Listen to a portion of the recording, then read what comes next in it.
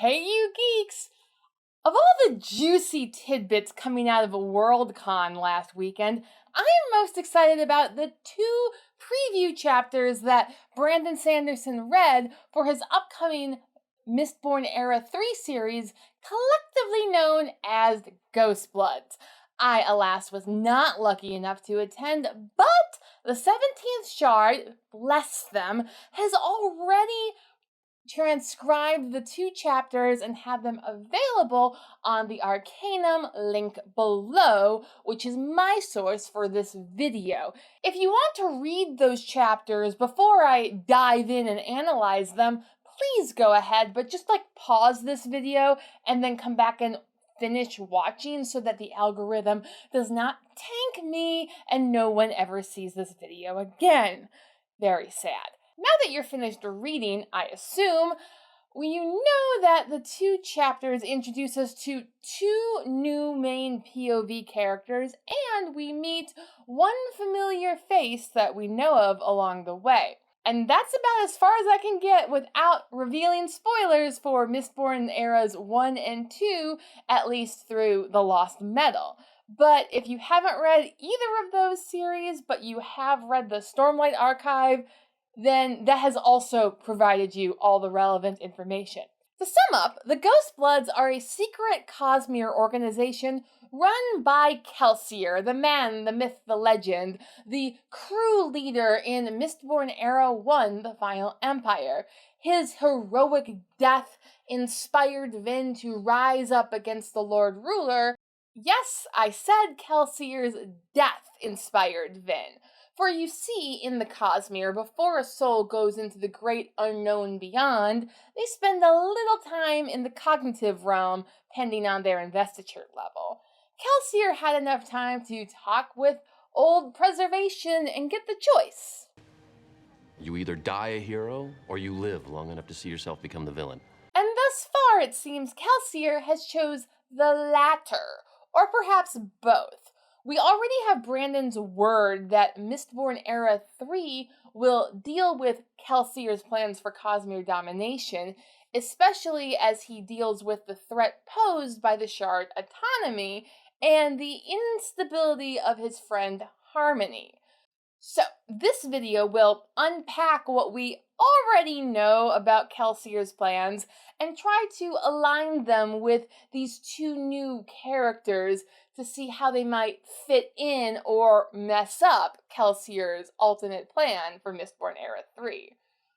We know Kelsier's playbook already and will follow it in this video. Kill God, unknown, profit, or love. Step 1. Kill God. Ever since Book 1, Mistborn The Final Empire, Kelsier has been running the same gambit to gain control of his city, his country, his planet, and now possibly his Cosmere. The first step being to steal or acquire the powers of a god. It's the same gambit he ran in Mistborn's Secret History. It's what his agents tried to do on Roshar with limited success, and it is what I anticipate he is going to do during Mistborn Era 3.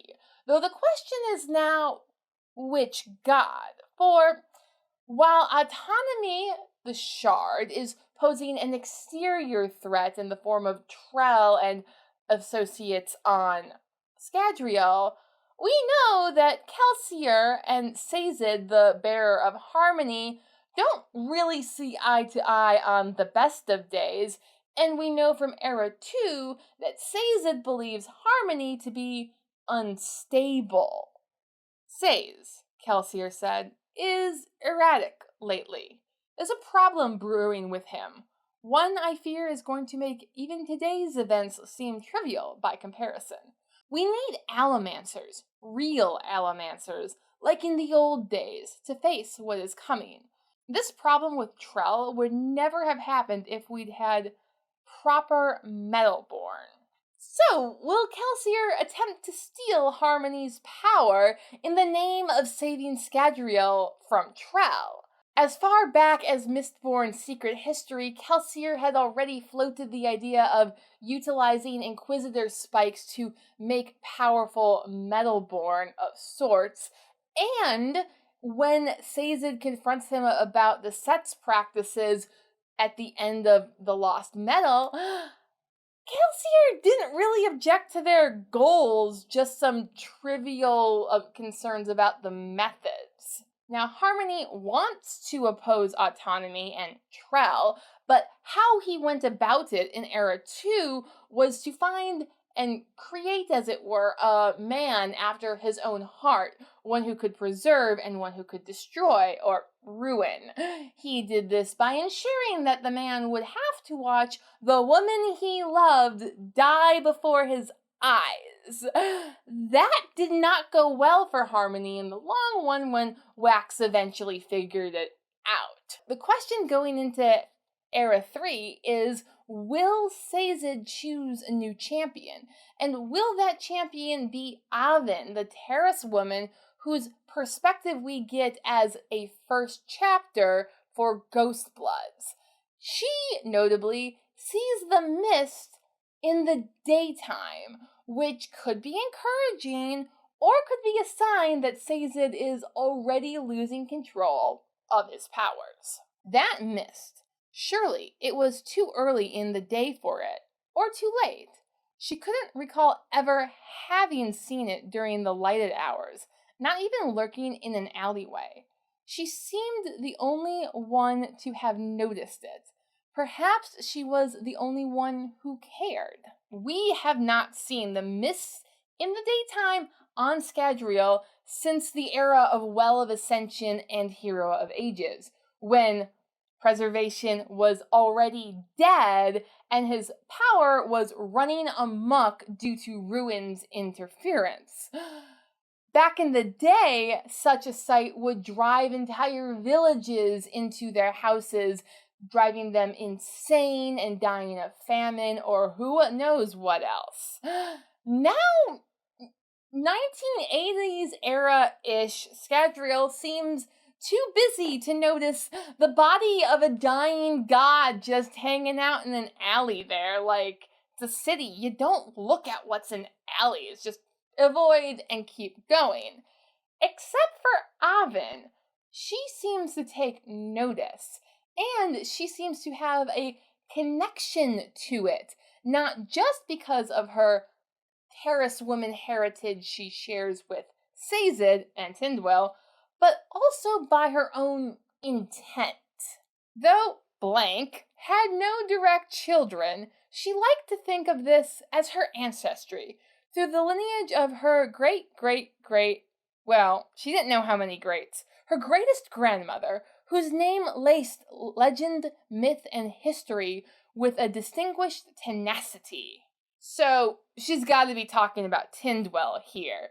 In the Well of Ascension, we meet Tindwyl and find out that she is a Terrace woman mother who has been chosen by the Lord Ruler to give birth to Terrace children, and that she, by the book, had borne 20 through unethical methods. Avin does not have my taste for disappointing my ancestors, and rather wants to forge a connection with Tindwyl and Sazed through the mist itself. And it seems like the mist reciprocates the feeling. The mist twisted in a tendril and wrapped around her fingers as if a vine growing at speed, curling around the brown of her wrist, tickling the cuff of her white blouse as it peeked from the jacket's sleeve. Avin, on impulse, squeezed her fist closed to watch the mist squish out and make a half-dozen smaller tendrils that wiggled in the air. She'd heard of it acting this playful before, though had never experienced it firsthand. The body of harmony, she thought, the essence of a god. Thus, like Vin before her, Avin displays a close kinship with the mist already. But unlike Vin, who was an illiterate street urchin, Avin is an educated woman Aven is also, according to Sanderson, a computer programmer and a huge nerd. We see her in this chapter go to SpacerCon to meet an author, but his event has already sold out. But because she had previously volunteered with the organization, they let her in.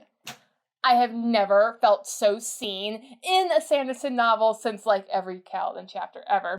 Back to Aven, she is also unlike Vin, who was a full Mistborn, because Aven is only a Mistine, who has the ability to burn Necrosil, or is known as a Necroburst. This power, according to the Copper Mind and the Ars Arcanum, gives her the ability to touch another Allomancer, causing the latter's reserves of metals that are currently burning to disappear and give a huge burst of power to the recipient.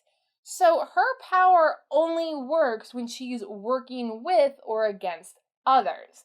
We all know that Sanderson likes to mess with the idea of an all-powerful chosen one hero, rather making them into teams. So Kelsier is going to be super disappointed that he's going to have to work with a Mistine, chosen by Harmony probably, who can only work with others. Sanderson's final words on the Terrace contribution to Mistborn Era 3 is that Aven will have a brother who will also be an important character, but he does not appear in this chapter. Rather, we turn to chapter 2 into the step 2, unknown. Back to Kelsier and Mistborn's secret history, where we see his reaction to Sazed rising up as the hero of ages and becoming Harmony. From basically the first instant Sazed and Kelsier had a talk post-ascension, Sazed recognized the ruthless streak in his friend and has tried to dissuade him from seeking power. This has been pretty ineffective because Kelsier may have laid off the northern continent and the Elendel Basin, but when Sazed wasn't looking, totally snuck down to the southern continent to form his own culture in the Malwish people there who had been abandoned by Sazed. From this culture, he fostered a personality of loving secrets and being secretive in the Malwish, so much so that they are known for wearing masks on planet and off. And of these Malwish people, he seems to have fostered a pair of siblings in the city of Silverlight, the city we saw in Isles of the Emberdark to be the great bastion of knowledge of the Cosmere. Yet somehow Kelsier raised these two, Eyatil and Dlavil, to be the most ruthless killers in all the Cosmere. As we saw Eyatil's dealings on Roshar and the mess that happened there, and Dlavil in the end of The Lost Metal. Dlavil eased from the shadows behind Kelsier's seat. The short man bore an intricate and fearsome mask, wooden and painted, but when he spoke, his accent was not that of the southern Scadrians. It was of Silverlight. Dlavil, like his sister, who ran amok on Roshar, wore a mask that he never removed. It was grown into the point that it was practically part of his skin. "I mean it, Dlavil," Kelsier said. "You will not move against her, or anyone in the city, without my permission. You understand?" Here, Kelsier is ordering Dlavil to not move against Marasi, who had just politely declined to join the Ghostbloods. We know from the Stormlight archive that they take recruitment very seriously, especially Eyatil and Dlavil. Also, may I say that if you're gonna name a villain Dlavil, like, that's on the nose there, Sanderson. Cruella de Vil, if she doesn't scare you, no evil thing will. I'm sorry, but this section will contain spoilers for the end of Wind and Truth. I'm sorry that Sanderson has woven these plots together so tightly already. Due to the later epilogues of The Lost Metal, we know that Marcy survives to see her own happy ending, and therefore Dlaville did not move against her. But at the end of Wind and Truth, we find out that he may have followed Kelsier's word because he lacked the proper incentive to move against him at that time, as Kelsier tells Shallan in her ending of Wind and Truth. I don't know if I can make peace with you, Colin. Killing Niatil went too far. I accept that she must bear the consequences of her brutality, but she was my colleague, and her brother will need to be told what happened. He doesn't know yet. We've had our own crisis here, recently. Now, part of the delay on Kelsier's part in informing Dlaville may have been mere technical issues, for at the time, Honor was forging with Odium to become Retribution, causing a time dilation to form around the planet of Roshar. Elsewhere in their conversation, Kelsier explains to Shallan that what seems like minutes to her is hours for him, and what seems like months to her is years for him. So it might actually just have taken until the Scadrial 80s for Kelsier to finally get the message together and be able to tell Dlaville what happened to his sister, and that Kelsier was not seeking retribution for her death. This, I do not think, would go over well with Dlaville, who is a member of the Ghostbloods faction. Now, you may say, well, it's at least like 60 years between the 1920s of Mistborn Era 2 and the 1980s of Mistborn Era 3. But these are the Ghostbloods, an organization known for not dying. So, is it really that much of a surprise that Dlaville, a mere 60 years later, would appear as a competent adult in the Mistborn Era 3 Ghostbloods? As he does in Chapter 2. Assemblyman Dlaville wore a mask unlike any that Bastreek had encountered in his travels. It was of a unique style that his guards and a small but growing cult around him preferred. Masks you could not raise, and it seemed to have grown into the flesh itself, with the mouth cut so you could eat. When he spoke, there was a faint accent to his voice that Bastreek had never heard from anyone else. So yes, Assemblyman Dlaville, I have no doubts of being the same Dlaville of Silverlight, who has now a bone to pick with Kelsier. Bastreek is our Malwish POV character of Chapter 2. He is currently working on a farm with his family, and I have no doubt that he has a certain set of skills as assemblyman now. Dlaville, former of a cult, apparently, comes out to his farm to speak with him, to get him to do, I bet, one last job. For Bastreek's wife asks him that she thought he was done with that sort of thing. Woo! That, along with all of the talk that Bastreek has with his daughter, I believe, about imposter beetles, gives the microcosm setting, which fits perfectly into the macrocosm of Elendil Basin and Malwish Empire not getting along so well since the end of Era 2.